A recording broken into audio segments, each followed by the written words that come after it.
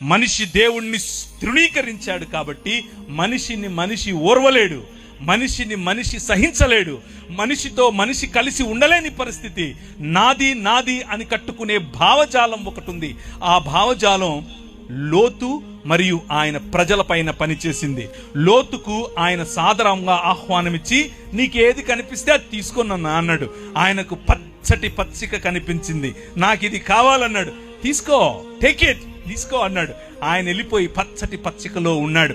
ఈయనేమో పచ్చిక లేని చోట ఈయన ఉన్నాడు. ఈయన ఉన్న చోట ఆయన అనుకున్నాడు పచ్చదనంలో ఆశీర్వాదం ఉంది. ఈయన అనుకున్నాడు నేనెక్కడ కాలు పెడితే అక్కడ ఆశీర్వాదం, నేను దేన్ని పడితే అది ఆశీర్వాదం. ఎందుకంటే నా వెనుక ఆశీర్వాదం కాదు, ఆశీర్వాదములను ఇచ్చేవాడున్నాడు అని నమ్మాడు. అందుకనే అబ్రహాము నీతిమంతుడని తీర్చబడ్డాడు.